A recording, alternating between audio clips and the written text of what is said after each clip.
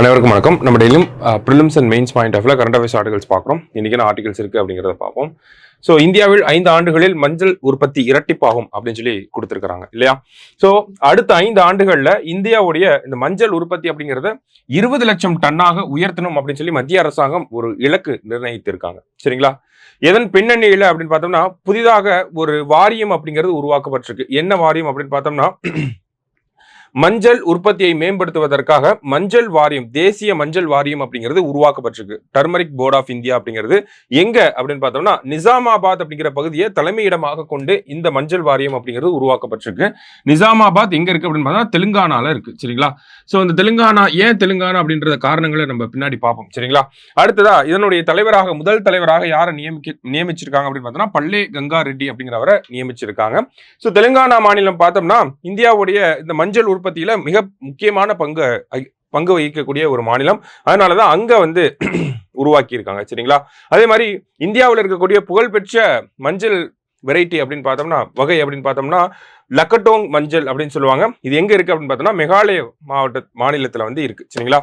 So அடுத்த 5 ஆண்டுகள்ல 20 லட்சம் உற்பத்தியை வந்து 20 லட்சம் டன்னாக உற்பத்தியை வந்து உயர்த்தணும் அப்படிங்கிறது தான் இந்த செய்தியோடைய முக்கியமான சாராம்சம். சரிங்களா?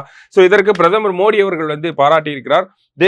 தேசிய மஞ்சள் வாரியம் அப்படிங்கிறது இந்தியாவை அடுத்த கட்டங்களுக்கு கொண்டு போறதுக்கு ஒரு முக்கியமான ஒரு பணியை செய்யும் அப்படிங்கிறதையும் சொல்லியிருக்காரு. சரிங்களா? ஸோ இந்தியாவுடைய நிலை அப்படிங்கிறத பார்த்தோம்னா நமக்கு மிகப்பெரிய உலகத்திலேயே லார்ஜஸ்ட் ப்ரொடியூசர் ஆஃப் டர்மரிக் அப்படின்னா அது இந்தியா தான். சரிங்களா? Largest producer and exporter of டர்மரிக்னாலும் அது இந்தியா தான். 2022-23 ஆண்டுல பார்த்தோம்னா 3.24 லட்சம் ஹெக்டேர்ல மஞ்சள் பயிரிடப்பட்டது. கிட்டத்தட்ட 11 லட்சம் டன் மஞ்சள் உற்பத்தி செய்யப்பட்டது. சரிங்களா? கிட்டத்தட்ட உலகளாவிய மஞ்சள் வர்த்தகத்துல 62% இந்தியாவுக்குரியதாக இருக்கு. சரிங்களா? அடுத்ததா பார்த்தோம்னா இந்தியா பார்த்தோம்னா அமெரிக்காவுக்கு அதிகமான மஞ்சளை ஏற்றுமதி செய்யறாங்க. அந்த மாதிரியான டேட்டா பாயிண்ட்ஸ் இங்கே கொடுத்துருக்காங்க. ஓகேவா? அடுத்ததா பார்த்தோம் அப்படின்னா 8வது ஊதிய குழு அப்படின்னு சொல்லி கொடுத்துருக்காங்க. அதுக்கு முன்னாடி இது தலைப்பு தவறாக இருக்கு. அதாவது பார்த்தோம்னா இந்த செய்தியை பொறுத்த வரைக்கும் ஸ்ரீஹரிகோட்டாவில் 3வது ஏவுதளம் அப்படிங்கிறத உருவாக்க போறாங்க. அந்த செய்தியை தான் இங்கே கொடுத்துருக்காங்க. ஸோ முதல் ஏவுதளம் அப்படிங்கிறது எப்போ உருவாக்கப்பட்டிருக்கும் ஸ்ரீஹரிகோட்டாவில் அப்படின்னு பார்த்தோம்னா 1993 ஆண்டு உருவாக்கப்பட்டிருக்கும். அடுத்ததா பார்த்தோம் அப்படின்னா நமக்கு ஸ்ரீஹரிகோட்டாவில் 2வது ஏவுதளம் அப்படிங்கிறது 2005 ஆண்டு உருவாக்கப்பட்டது. சரிங்களா? 2005 ஆண்டு வந்திருக்கும். இப்போ தற்போதைக்கு 3வது ஏவுதளம் அப்படிங்கிறத உருவாக்க போறாங்க. எதற்காக அப்படின்னு பார்த்தோம்னா நமக்கு நெக்ஸ்ட் ஜெனரேஷன் லான்ச் வெஹிக்கிள் அப்படிங்கிறத இஸ்ரோ பிளான் பண்ணியிருக்காங்க. ஸோ இந்த நெக்ஸ்ட் ஜெனரேஷன் லான்ச் வெஹிக்கிள்ஸை வந்து அனுப்பக்கூடிய வகையில் இந்த 3வது ஏவுதளம் அப்படிங்கிறது இருக்கும் அப்படிங்கிறத சொல்றாங்க. மனிதர்களை விண்ணுக்கு அனுப்பக்கூடிய அந்த மாதிரியான திட்டங்களுக்கு இது பயனுள்ளதாக இருக்கும் அப்படிங்கிறத கொடுத்துருக்காங்க.